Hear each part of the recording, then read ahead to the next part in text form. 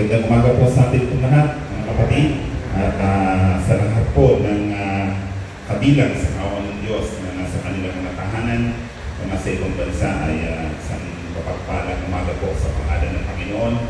Ang ating pong pinararating sa bawat sa inyo at patuloy po tayong pagpalain. Hanggang sa umaga po ito mga kapatid ay nagagalak tayo sa pagpatuloy nating mapapakinggan ang kanyang pong kapangyarihan, ang kanyang pong makapangyarihan sa salita mo.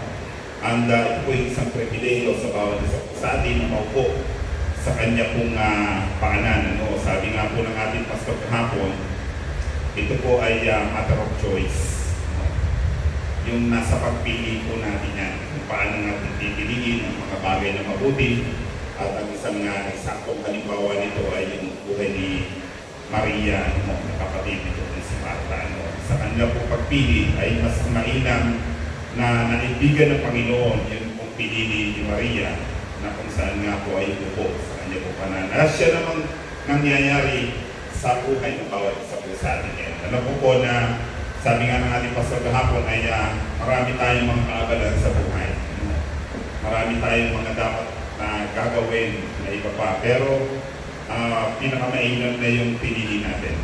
Tayo po narito ngayon upang pakinggan ang kanya pong mga salita na kung saan ay sinasabi nga po ng Biblia na ang kanyang mga salita ay ilawan sa ating mga landas. At po ay nagbibigay ng kaliwanagan sa lahat po ng ating nga po mga gagawin pagdidisyon sa buhay. Kaya naman po sa umaga po ito mga kapatid ay nagagalak tayo na muli ay mapakinggan ang mga bagay nito. At dito nga po sa aklat nga po ng Hebreo 4:14, pamilyar sa atin ito mga kapatid. Bagay na sa loob ng 7 buwan yata o almost 8 months ay parang nakalimutan natin yung Hebrew 4:14. And dito po sa atin kung babasahin sa Hebrew 4:14 hanggang 16, ito po yung tema natin sa taon na ito. Yun nga po holding fast to our profession. Kung saan nga po, nung pasok ng 2020, ay ito nga po yung ibinigay na pangitain ng Diyos sa ating nga pong tagapangunan na siya natin naging tema na nilalakaran pa rin po natin. Hanggang sa panahon na ito, nasabihin na po natin ay nagkaroon pa rin ng pandemic. Kaya naman po sa Hebrew 4:14 and 16 to 16, ay ganito po ang ating matutunghayan. Magpakatatag tayo sa ating pananampalataya yamang mayroon tayong dakilang saserdote na pumasok sa kalangitan sa harapan ng Diyos. Walang iba kundi si Jesus na anak ng Diyos. Ang dakilang saserdote natin ito ay nakauunawa sa ating mga kahinaan sapagkat sa lahat ng paray tinuso siya tulad natin ngunit hindi nagkasala. 16. Kaya huwag na tayo magkatubiling lumapit sa trono ng mahabaging Diyos at doon kakamtin natin ang habag at kalinga sa panahong kailangan natin ito. Patuloy po pinagpapala ng Diyos ang bahagi nito ng banal na kasulatan na ngayon po ay ating pagpupulayan. Muli po tayo manalangin. Panginoon, naroon po ngayon po mga salita sa aklat po ng Hebreo. O Diyos, na patuloy na ipinakikita mo po sa amin upang maging gabay po namin sa buong isang linggong harapin. Dalangin po namin, Panginoon, na maunawaan namin ang lahat ng nais mo pong sabihin sa amin upang kami po ay umakat na naayos sa iyo kung na kalooban. Panginoon, kayo pong patuloy na mataas, sa pong mababa, kayo pong mahayag at pong matago sa iyong lahat ng papulit parangal sa pangalan ni Jesus. Amen. Amen. Okay, so sa ating nga pong tema na sa taong ito ay ito po yung ating nga pong dinadaanan na ang salitang magpakatatag tayo sa ating pananampalataya. Kasi naman talagang dapat na maging kalalagayan ng bawat isang mananampalataya. Actually, hindi naman po lahat ng mananampalataya ay biglang matatag na agad sa kanyang pananampalataya. Diba? Siyempre, bahakahod din yan. Dahan-dahan. Kaya nga, kahit si Pablo, sinasabi niya na sa una, siyempre, merong sanggol sa pananampalataya ang tinatawag. Pag sinabing sanggol sa pananampalataya, ito yung mga kapatid na bago palang tumanggap sa Panginoon. Hindi naman po agad na, bagamat meron siguro mga ilang tao na talagang pinili na o tinawag na pagkatanggap sa Kanya o pagkatanggap niya sa ating Panginoong Jesus ay biglang sabihin na natin ay yung 360 na talagang iniwan agad yung tinatawag na dating pamumuhay. Naalala ko tuloy si Bishop Edwin, mga panahon na yun, siguro mga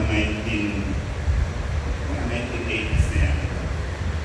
Natatandaan ko siya nung biglang sumimba. Pagsimba niya, ilang buwan lang, naging agad. Talagang nakita namin yung naranasan namin, nakita namin sa kanyang buhay. Yung talagang isang totoong pagbabago. Na biglang parang ang lakas-lakas agad, parang napakadami agad alam sa Biblia. Sinasabi nga niya sa kanyang kwento sa akin, sabi niya, alam mo, ako'y tumanggap sa Panginoon, nangingisda kasi ako. Pagka ako'y nasa pulo, o pagkatapos kong mangalag ng dambat, ay dala-dala kong Biblia. Babasa agad ako, sa ulo ko, kaya naman kita niyo, hindi siya, isang alaala na hindi natin malilimutan. Talagang pagka yung parang sabi nga natin, walking Bible. Nakita natin na matatag na, malakas agad. Pero marami po sa mga Kristiyano na pagkatapos tanggapin ng ating Panginoong Hesus, nandiyan pa yung tinatawag na padapa-dapa. Di ba? Minsan, makikita natin ang lakas-lakas, tapos biglang babagsak. Kaya naman sinasabi ni Pablo sa mga taga-Corinto na hindi ko kayo mapakain ng pagkain matigas sapagkat hanggang ngayon ay sanggol pa kayo sa pananampalataya. Ang katunayan nito, meron pa kayong mga pag-aaway-away. Yung mga kapatid kasi natin sa Corinto, gano'n ang sitwasyon. May mga samaan ng loob, may tinanggahan sa loob ng church, sila nag-aaway, sila ay nagtitinanggahan. Well, at least wala naman siguro sa atin ng nagtitinanggahan sa loob ng iglesia. Siguro yung mga tampuhan meron. Okay.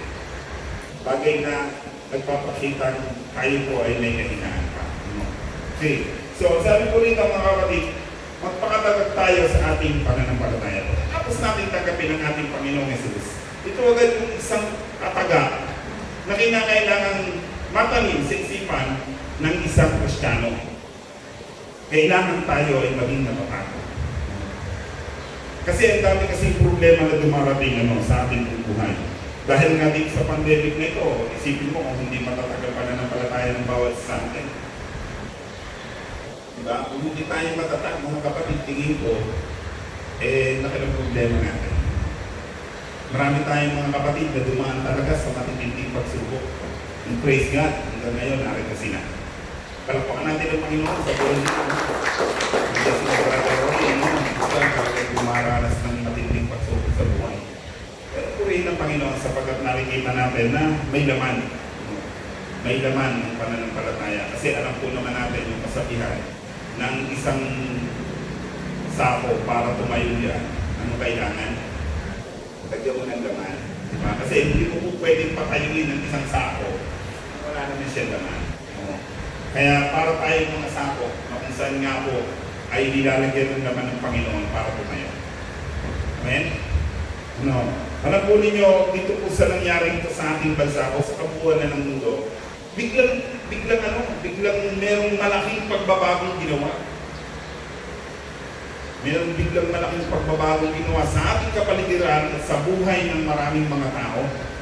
Kaya nga, hindi naman sa tayo natutuwa, pero purihin din Diyos sa buhay ng bawat sa atin sapagkat bakit? Ay, paano nakapamuhay tayo ng normal? Pero alam po ninyo, pagka kayo pumasyal sa ibang mga lugar, o kaya dito sa kanamba, marami talaga mga establishmento yung nagsara. Especially yung mga food chain. Diba? Bigla talagang meron kaming ginawa dyan sa Nigeria bago mag-pandemic. Yung parang cafeteria siya, kasi talaga ng malaki. Pagkakabit namin ng salamin, biglang nag-pandemic, siya, sarado siya. At marami pa kung mga ganun. Na kung saan nga po, merong mga tao na kung saan nga po ay nalulugmok na naman dahil sa problema nito na dala ng pandemic na ito. Naging abnormal yung buhay ng ibang mga tao mga kapatid. Sabi nga, sabihin ba natin normal ito? Hindi, di ba? Ang ating pagsamba na, hindi siya ganun pa normal. Pero dahil nga po din sa tinatawag nga po natin pananampalataya, tumatay tayo. Kaya lang, kailangan natin ang tinatawag na patag ng pananampalataya na sinasabi naman po dito sa Hebreo 4:14 na magpakatatag tayo sa ating pananampalataya. Kasi maraming mga Kristiyano ngayon na sinasabi lamang, hindi pananampalataya tayo.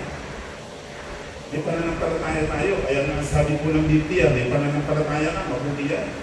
Ang mga demonyo man ay nananampalataya rin. At nangangatal pa. Hindi naman po tayo nangangatal ngayon. Alam po ninyo yung may COVID nangangatal niya. Nangangatal sa takot. Kasi nga ho ay dulot dito nga kung tinatawag natin COVID-19 na to. Ilan na sa ating mga kanayon ng namatay. At ilan sa mga kanayon natin ngayon ang meron pa rin o positive pa rin. Kaya sabi ko nga po, kapag ka po ang ating pananampalataya ay mahina, sabihin natin, oo, nakakatakot lumabas. Dahil lumabas, meron tayo sa bahay. Marami pa kong mga bagay ang sisiksik sa ating isipan, dalang nakawalan ng pananampalataya mo. Alam po ninyo sa pangyayari ito, kumita ng malaki yung ano eh. Pwede po yung ano, sunugan ng bangkay. Dito sa atin. Kasi dito po sa atin, hindi na po yung masusunod niya. Nakakalungkot isipin na ganun po yung nangyari. Meron talagang mga tao na kung saan naman ay sabihin na natin na parang ikinatuwa yung ganitong sitwasyon dahil sa kumikita natin kayo. Pero siyempre, sa hanay po natin mga Kristiyano mga kapatid, nalulungkot tayo. Kaya ang dapat lamang po natin gawin is magpakatatag tayo sa ating pong pananampalatayang tinanggap sa ating Panginoong Jesus. Okay? Sa lahat ng mga nangyayari ito at mangyayari pa, isa lang naman talaga ang dapat mangyari sa atin o maging laman ng ating buhay, ang maging matatag sa pananampalataya. Kasi sabi nga ni Mayor, nung isang araw nandyan sa school, sabi niya, wala na tayong undas ngayon. Sarado ang ating mga sementeryo. So sa mga dumagalaw po sa ating mga mahal sa buhay na mayapa, ay siguro umpisahin yung dumalaw ngayon. At dinisig, malinang mga ito. Pero yung tulad po ng nakagawian at nakasanayan ng ako ng sanlibutan, na pupunta doon ng katuan, ng ganito, ang gawa ng ganito ng November, wala na po yung sarado. Yung mga po ng pandemic.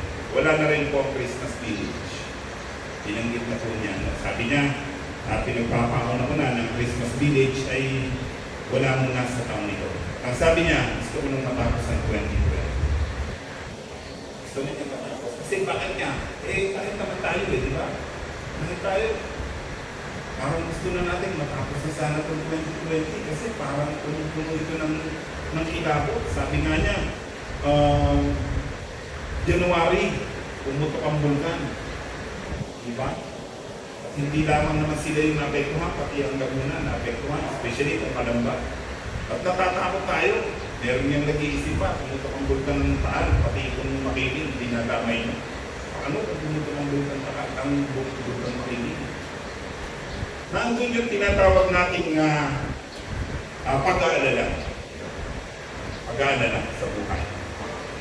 At alam po ba ninyo, minsan dumarating ang napakaraming alalahanin sa buhay. Yung mga mangyayari pa. Yung mga hindi pa nangyayari at sabihin na natin ay na pwedeng mangyari, iniisip na natin. Dala nga po ng pag-aalala. At alam po ba ninyo, ang alalahanin sa buhay mga kapatid ay bunga ng kahinaan o kawalan ng pananampalataya. Kasi kung matatagal natin pananampalataya mga kapatid, nangyari na, sabi nga ng Bible, magkakaroon ng digmaan, ng lindol, kagutom, magkabika-bika, ganito ang mangyayari, pinagpapauna na ang Biblia. Kaya sabi nga ng ating Panginoong Jesus, ipinagpapauna ko na sabihin sa inyo, ang lahat ng yan, upang kapag may nangyari na, ay hindi kayo matakot. Pero ito, kung nangyayari sa atin, hindi pa nga ito digmaan, di ba? Hindi pa ito yung tinatawag natin wakas. Isa lamang itong pandemic, pero naniligid tayo, natatakot tayo. Kasi yan po ay handa ng handa ng tayo po o ng marami sa atin ay kulang ang pananampalataya. Meron pananampalataya. Kaya actually, tanongin ko kayo, sabihin mo sa amin, meron kang pananampalataya. Amen, sasagot nyo. Di ba? Amen. Siyempre, meron naman talaga, kaya na tayo narito. Okay, magpakatatag tayo sa ating pananampalataya dahil merong dahilan kung bakit. Hindi lang nga, basta magpapakatatag ako tapos. Ano lang naman ang sabi. Sabi po din sa ating binasa, mga kapatid po na, kailangan natin magpakatatag sa pananampalataya dahil mayroon tayong dakilang saserdote na pumasok doon sa trono ng Diyos at siya'y naroon. Ang ating kasing pananampalataya ay hindi nawawalan ng kabuluhan. Amen? Sabi nga ni Pablo, hindi ako sumusuntok sa hangin. Hindi, ibig sabihin, walang kalubihan. Kung tumaas sa kanyang pananampalataya, well and good. Kasi bakit? Alam niya kasi na mayroong isang Panginoong Jesus na dakilang saserdote na pumasok doon sa trono ng Diyos. Sabi po rito mga kapatid sa una natin binasa, magpakatatag tayo sa ating pananampalataya. Yamang mayroon tayong dakilang saserdote na pumasok sa kanangitan sa harapan ng Diyos, walang iba kundi si Jesus na anak ng Diyos. Yan po yung ating tema. Kapag meron kasi tayong saserdote mga kapatid, ibig sabihin, meron pong namamagitan sa atin. Diba? Natatakot tayo, bunga yan ang nangyayari. Nag-aalinlangan tayo, nagkakasala tayo, bunga yan ng mga pangyayari sa ating buhay. Pero, lagi natin tatandaan na merong isang saserdote na nandun sa langit at namamagitan sa atin. Actually, ano ba talaga ang papel ng gawain ng isang saserdote?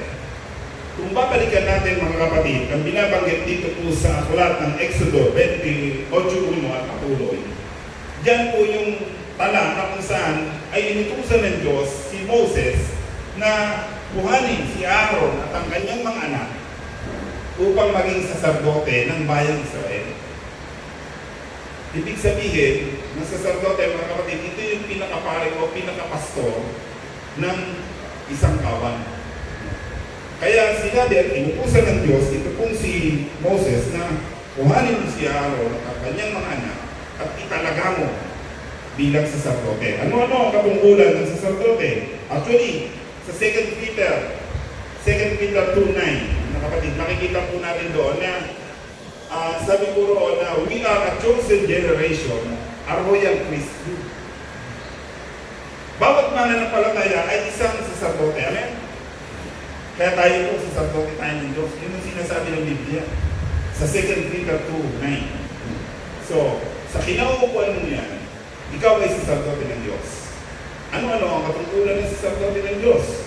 Una, sabi po rito, itinatalaga sa Diyos ang pangangailangan ng bayan. Tinawag si Aaron bilang saserdote ng Diyos upang italaga sa Diyos ang mga pangangailangan ng buong bayan ng Israel. Yun ang una niyang katungkulan. E tayo sa ating pong bayan at sa ating pong sarili, bakit ba ako naging saserdote ng Diyos? Siyempre mga kapatid, upang idulog natin, italaga natin ang ating mga pamilya sa harapan ng Diyos. Amen? Saserdote ka ng iyong sambahayan. Ikaw ang tagapanguna ng iyong sambahayan. Kaya ka narito, tinawag ka, hindi lang para mo niya. Tinawag tayo ng Diyos para sa ating mga sarili-sariling tahanan. Dahil tayo ay royal priesthood. Ang tanong na lamang ngayon, ano ang ginagawa natin sa loob ng ating tahanan pagdating sa spiritual na bagay? Nasasabi ba natin sa kanila, uy, meron tayong lakihin sa saserdote. Nandun sa trono ng Diyos. Tinanggap na ba nila ang ating Panginoong Jesus bilang personal na tagapagligtas? Kung hindi pa, may problema ang ating pagkasaserdote sa harapan ng Diyos.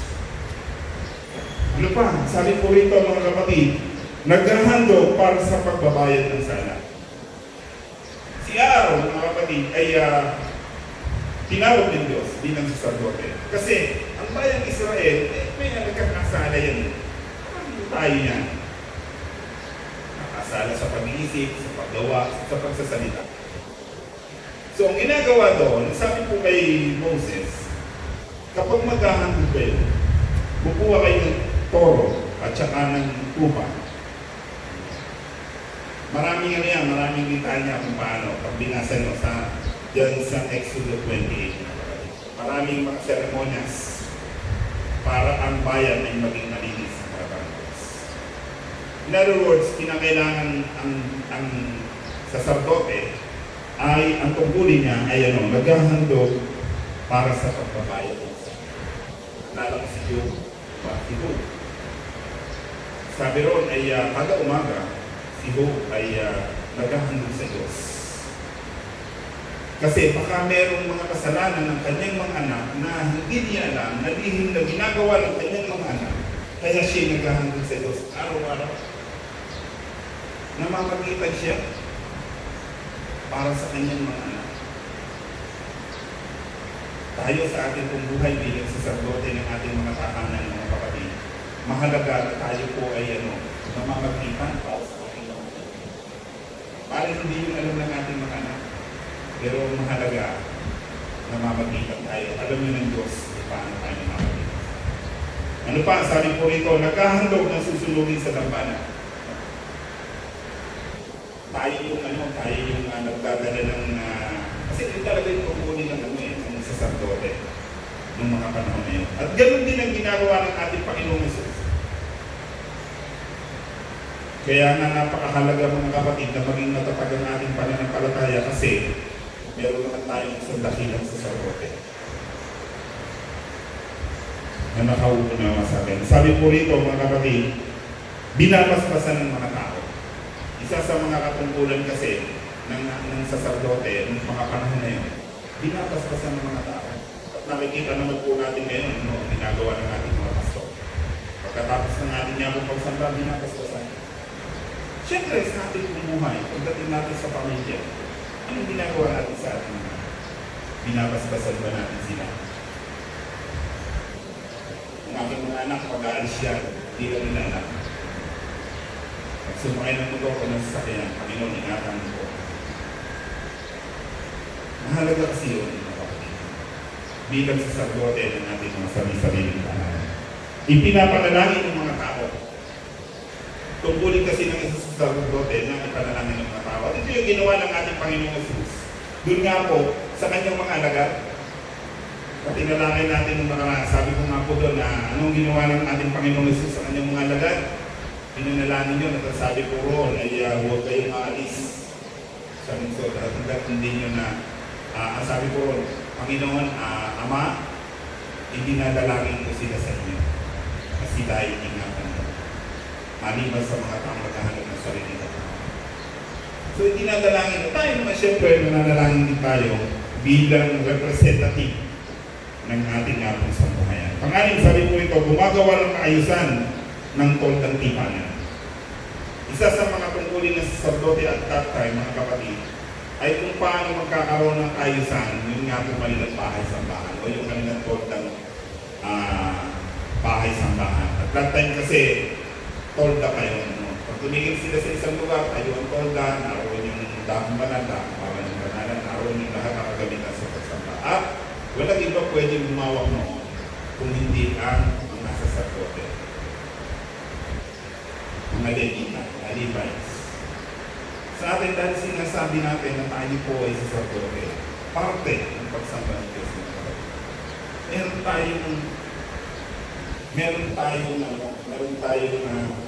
tayong gawain. Ayusin natin ang pagsamba. Hindi natin po pwedeng sabihin na wala naman akong pagsamba. Kasi yung mag-ayos lang tayo, mag-iis lang tayo ng karapat-dapat. Part na yun, tayo sa mga pagsamba. Umupo tayo ng karapat-dapat sa isang upuan, part na tayo ng pagsamba. Diba? Yun ba hindi na tayo tatabisaw na, ito ba isang na? Simpleng bagay lang, di ba? Simpleng bagay.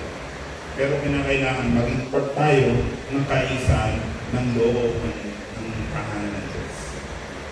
Kasi tayo po ay mga mananampalataya, tayo po ay mga saserdote. Ang pito, sabi po ito, ilan ang puto? Pito lamang po. Sabi po ito, naghahandog para sa pagbabayad sana. So makikita po natin dito mga kapatid na Iyon ang gawain ng sacerdote. At ito ang mga bagay na kung saan ay ginagampanan ng dakilang sacerdote ng ating Panginoong Yesus. Na ngayon ay nasa trono ng Diyos, tayong lahat dito ay mayroong kahinaan. Amen? Meron tayong mga kasalanan na nagagawa sa ating nga pong buhay. But ang ating Panginoong Yesus ang namamagitan sa atin. Sabi po rito sa pangalawa, kinakailangan nating maging malakas ang ating pananampalataya, matatag ang pananampalataya, dahil meron tayong dakilang sacerdote na nakauunawa sa ating mga kahinaan. Nauunawaan ang ating mga kahinaan. E taas ang kami dito ng walang kahinaan. Lahat tayo meron kanya-kanya kahinaan. Diba? Maaring sa isang banda ang ating buhay malakas tayo. Pero hindi sa ito mga kapatid, nakikita ng Diyos. Meron tayong kanya-kanya. Alam po ninyo, meron mga Kristiyano na pag nakagawa ng kasalanan, minsan, nanghihina ang loob. Nanghihina. At sa halip na magbago, nagpapatuloy sa kasalanan. Kaya sabi po ng Hebrew mga kapatid, anak, huwag kang magwawalang mahal na kapag ikaw ay pinarusahan ng Diyos. At huwag panghihinaan ng loob kapag ikaw ay pinapalo. Sapagkat itinutuloy niya at itinutuloy ang itinutuloy. Huwag tayong panghinaan ng loob, alam po niyo. Kasi bakit? Meron kasi isang dakilang sacerdote na nakauunawa sa ating mga ganyan. Kaya magpatuloy tayo. Alam po ninyo kung bakit maraming mga Kristiyano nga hindi lumalakas kasi ang pananampalataya, bakit hindi tumatatag? Yung bang parang nagkakaroon siya ng self-pity, nagkakaroon siya ng pagkaawa sa kanyang sarili. Ibinubutot niya sarili niya, kaya hindi lumalakas. Pero alam po rin na unawan tayo ng Diyos sa lahat ng ating kahinaan. Ano man ang kahinaan natin taglay ngayon sa pangalan ni Jesus, mga kapatid, ang lahat ng iyan ay kaya gawin. Amen? Kasi siya nakakaunawa. Okay, pag-tatlo, sabi po rito mga kapatid, sa Hebrew 5:2, meron po diyang isang kasaysayan. Yung katukson ng ating binasan. Sabi po rito, mahinahon niyang pinakikipumuhan ang mga mangmang at naniligaw ng landas sapagkat siya'y mahina rin. At tinutukoy dito mga kapatid, ay maaaring si Aaron o yung mga saserdoting na anak. Kaya sila, ginagawa nila, kaya sila ay gano'n. Nanaunawaan nila, hindi nila pwede itabo yung isang taong nagkakaroon ng problema. Kasi yun ay karanasan din nila. Karanasan nila, mahina rin sila. Naunawaan nila. Kaya dito, sinasabi ng ating Panginoong Yesus. Kaya sa Panginoong Yesus, kung babasahin po natin yan, dito po, sabi po rito, ang dakilang sacerdote natin ito ay nakauunawa sa ating mga kahinaan sapagkat sa lahat ng paraay tinuksos yan tulad natin, ngunit hindi nagkasala. Ito lang yung kaibahan. Parehas lang naman ang ating Panginoong Yesus tinukso. Tayo tinukso din. Diba? Isa lang naman ang hindi pinagkaparehoan. Sabi ron, hindi siya nagkasala. Pero naunawaan niya kung bakit gano'n. Kaya huwag tayo mag-alala ng kapatid. Dapat tayo magpakatatag sa ating pananampalataya sapagkat naunawaan tayo ng ating Panginoon. Dahil naranasan niya ang pananampalataya. Amen? So, sabi po rito mga kapatid,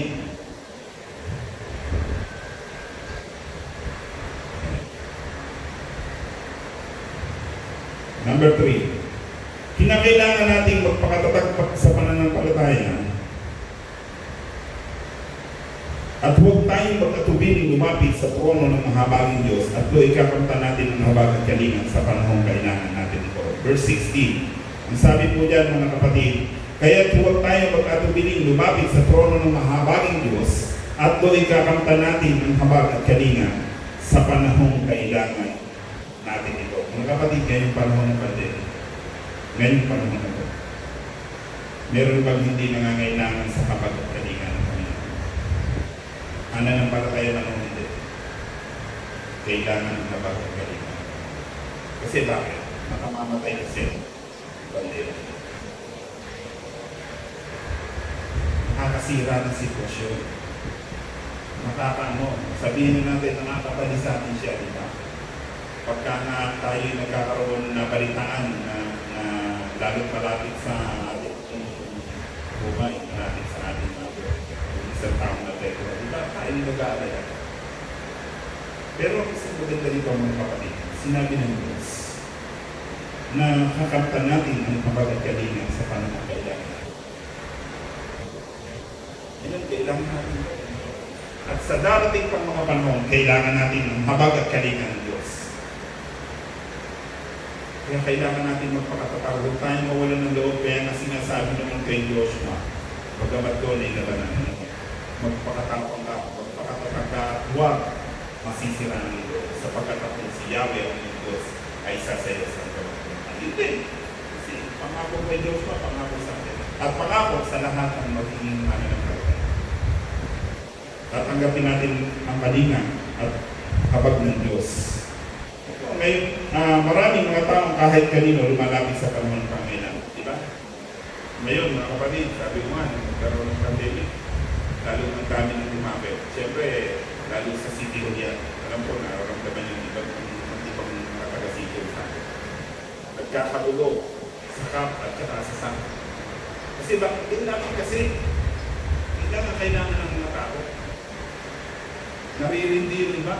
Yung isang beses, kahagabi, nanonood ako ng isang ano sa pinag-aagawan ng dalawang presidente yung bigas. Bigas na bigay ng isang kumanda. Nainis yung lalaki, ginawa niya. Kasi doon sa babae binigay, inagaw ng lalaki. Nung kinukuha na, ay yung lalaki na wala, itinapon niya yung bigas. Sabi niya, walang makikinapon niya. Nagiging gahangan na ako. So anong kailangan, anong solusyon? Habag at kalingan ng Diyos sa lahat ng panahon natin.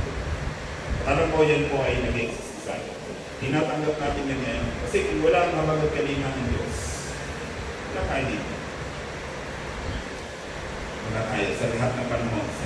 Sa kahit anong antas, kalusugan, pinansyal, material, lahat ng antas ng ating buhay. Nariyan ang habag at kalingan ng Diyos. Amen? Okay. So sabi po rito mga kapatid, sa Mateo 11:28, lumapit kayo sa amin kayong lahat na napapagal at nabibigatan sa inyong pasanin at kayo'y pagpapahingan ko. Alam po ninyo, marami pang mga Kristiyano ngayon nag-aatupili pang lumapit sa Diyos. Kailangan. Mas minsan na pagkapitan yung ibang mga sistema, yung ibang hindi naman masama. Nasa panahon na ito, lumapit tayo sa doktor. Lumapit tayo sa sakit. Pero alam nga po natin, na kaya po dito. Sabi nga ako, hindi ako nalapit sa doktor kayo. Kaya lang, siyempre nga po, laging tatanungin dyan, gaano matatag ang ating pananampalataya? Kaya nga po, lagi po natin tatandaan sa ating pong buhay mga kapatid, sinasabi po rito, magpakatatag tayo sa ating pananampalataya. Sabi po rito sa 1 Corinthians, last verse ng kapatid, 1 Corinthians 16:13, maging handa kayo at magpakatatag sa inyong pananalig, magpakatapang kayo at magpakatibay. So umaga po dito mga kapatid, ulitin ko po. Ang patatagan ng pananampalataya ay kailangan natin sa lahat ng panahon at angkas ng ating buhay. Kahit sa lugar ng mga oras mga kapatid, kailangan natin. At huwag tayong mawalan ng loob sapagkat ang ating dakilang sacerdote ay nandun sa trono ng Diyos at nakatingin sa ating sinusubaybayan tayo sa lahat ng panahon. Kaya sa umaga po nito mga kapatid, pagpalain tayo ng Panginoon, mag-umaga po sa ating lahat at patuloy tayo mabuhay bilang isang Kristiyano. Tayo po yung manalangin, mapagpalang Diyos sa umaga po nito, maraming salamat sapagkat mayroong isang dakilang sacerdote na pumasok dyan po sa iyo pong kaharian, ang aming Panginoong Yesus na namatay sa krus ng Kalbaryo upang kami po'y magkaroon ng pananampalataya. At nais mo Panginoon na maging matatag ang aming pananampalataya sa lahat ng panahon ng aming buhay. At walang dahilan Panginoon kung paano ito makokonstra Panginoon sapagkat ang aming Panginoong Yesus ang siyang patuloy na nagbibigay ng kalakasan sa buhay ng bawat isa po sa amin. Ang dalangin po namin Panginoon ay piliin namin ang lalong mas mabuti ang patuloy Panginoon na magpasako sa iyo pong anak na si Jesus. Panginoon, maraming salamat sa umaga po ito. kayo po ang patuloy na maghari sa aming pong buhay, patatagin mo po ang aming pananampalataya. Ito po ang aking panalangin sa pangalan ni Jesus. Amen. Tayo po natin si Sir